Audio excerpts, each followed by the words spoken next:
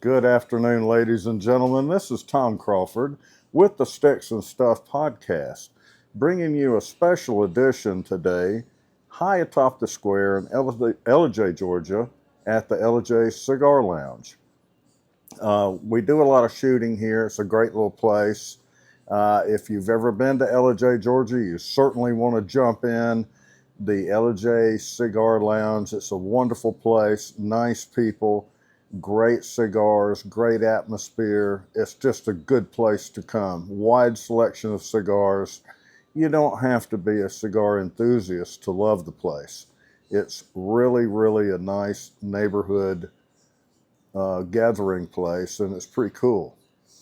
We have a lot of other sponsors too, like Buckley Vineyards and the newly opened Buckley Downtown, which is a restaurant and tasting room.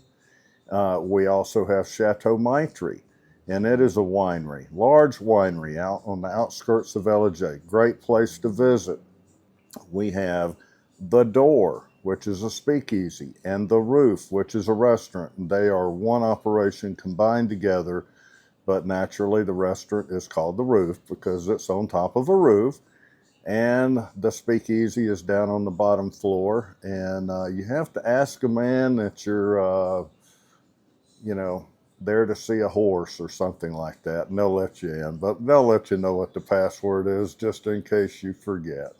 But anyway, it's a wonderful bar, very well conceived. It is probably one of the best little bar lounges anywhere around. And it would, as far as a speakeasy, it's just darn cool, folks. I mean, you'll really like it. So when you're in the Ellijay, Georgia area, you want to check those places out.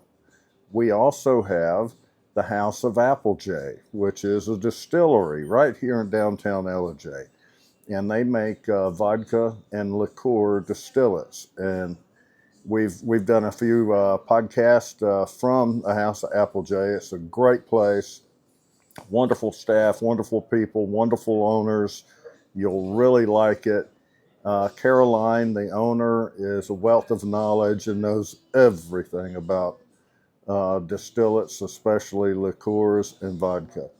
Uh, Give them a visit. You'll be glad you did. And then we have Smitty's Cigars over in Gainesville, Georgia.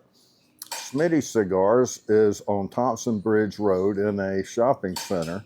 And just look it up when you're over that way. Wonderful selection, not only cigars, but a great selection of pipes as well.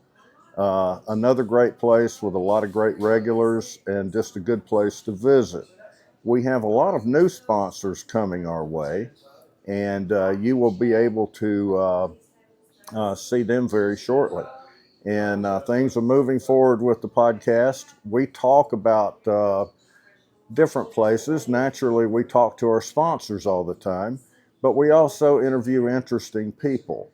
And then one of the other sidelines that I do, I have a monologue, which I'm doing today.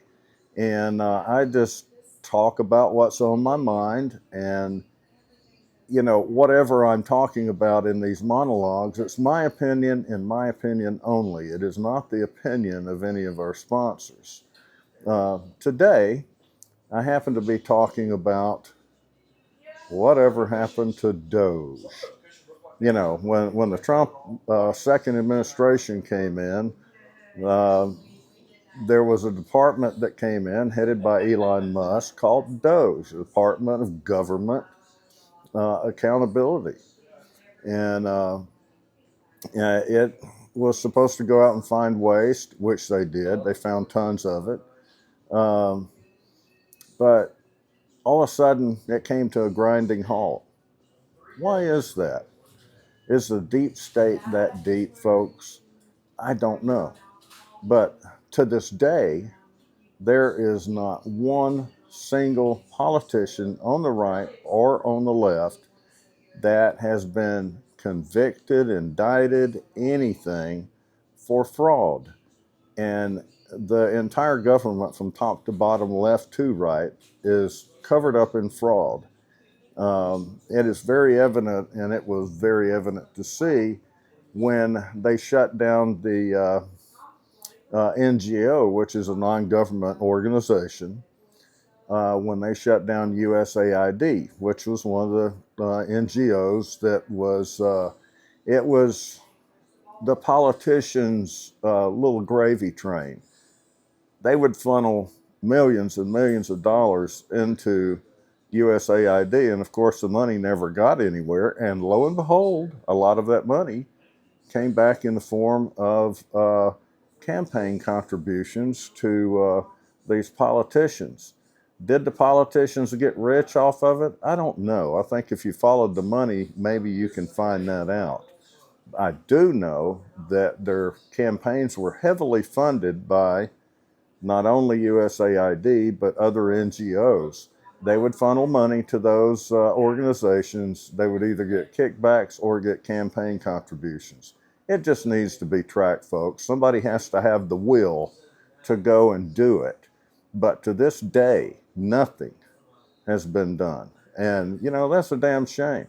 Uh, in the same light, looked like things were getting places, things were going places. Something looked like it was going to happen. All of a sudden, lo and behold, no more Attorney General Pam Bondi on the case. She's gone. Why is that? They never really had a real good explanation.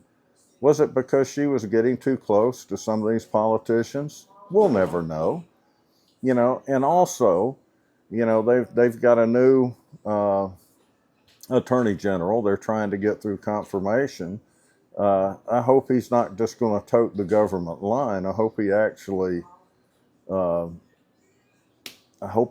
does law enforcement. It doesn't matter who it is, left or right. If somebody is corrupt and somebody is committing fraud against the federal government and my taxpayer money and yours, they need to go to jail. I don't care what side of the fence they're on. End of story.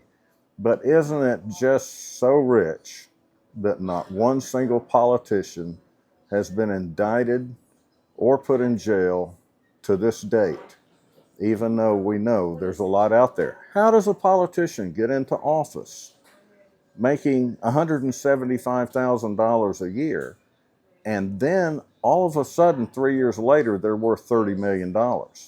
How does that happen? I don't know. But it sure stinks to high heavens, and somebody needs to dig into it a little bit and find out. We are being just led astray, the general population. The politicians, both sides are corrupt. They do not care about us one iota. I'm very convinced in that. If they did, somebody would have been indicted by now.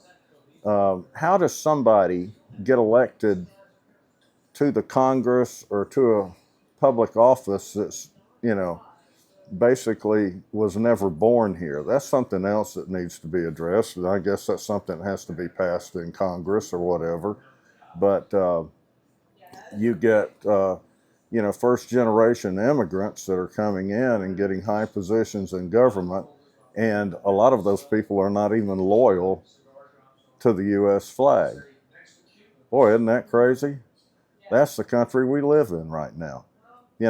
It would be fine if, they were very patriotic and blah, blah, blah, and had been in the country for a while, at least, for some period of time. But I think there needs to be some type of an amendment or some type of law passed where you cannot hold higher office in this country unless you were actually born here. That would solve a lot of problems that we have right now in government. That and term limits, but that's a story for another day. Term limits are a thing that everybody talks about ad nauseum, year after year after year, on both sides of the fence. Nobody's willing to do it, and maybe that's why our politicians are dying off right now in office, because they stay in there basically till they die, because their little district or whatever, people keep voting them in office, good or bad, but they always think that their guy's the good guy or lady. They think that their person is the best person for that job. And by golly, they're delivering for their district or their state or whatever. And are they really? Or are they part of the fraud machine? Have they been pulling the wool over your eyes for all this time? I don't know. And I'm painting with a broad brush here, and I'm not speaking about any individual politician, but I think you catch my gist of where we're going here. The whole thing with DOGE really bothers me because they were really finding stuff, and all of a sudden it stops. It comes to an abrupt halt. You know, why the heck is that? You really have to ask yourself that question. You know, were they getting too close to something? Were they getting too close and all of a sudden they found out that more of the corruption was coming off of the conservative side than the liberal side? We don't know. We simply don't know because it came to an abrupt halt. You know, whatever side it's coming from, and I've got a good idea it's coming from both sides, especially for these career politicians that have made themselves rich year after year being in politics. But we just don't know right now because somebody has to get the stomach to do it, and or we have to elect somebody that is willing to do it. We thought we had that person in office, but gosh, folks, I guess we're wrong. I mean, prove me otherwise. I mean, why isn't something being done? But anyway, that's a very good point to discuss today. And for all you people out there, now, you know, I'm a conservative. I'll say that flat out. And if you haven't guessed it by now and watching this podcast, I mean, you've been asleep somewhere. But I like most things that the president has done. But why has he backtracked on this? What's going on? What the heck's going on? Why did the brakes get slammed on this? Is there something? Did it get too deep? Did he get pressured from some of the good old boys in the Senate? We'll never know. But it really makes me lose faith in both parties of government, and something has to be done. Folks, we're teetering on one or two election cycles becoming a socialist or a communist government if we don't wake up and do something. That's how dire it is. And I, for one, want the team that I'm voting for being truthful and hitting on all cylinders. Right now, they are not. And I say that very bluntly. I say that very openly. And, you know, something has to be done. This is not the good old boy country club Republican blah, blah, blah anymore. You know, the Senate had acted that way for years and years because they knew they would just get elected again. They would just ignore whatever president was in there. And they would say, well, we're going to do our agenda and be damned with everybody else. Well, you see what's happened to the country. And now we're bearing those fruits of corruption that has been going on for years and years and years.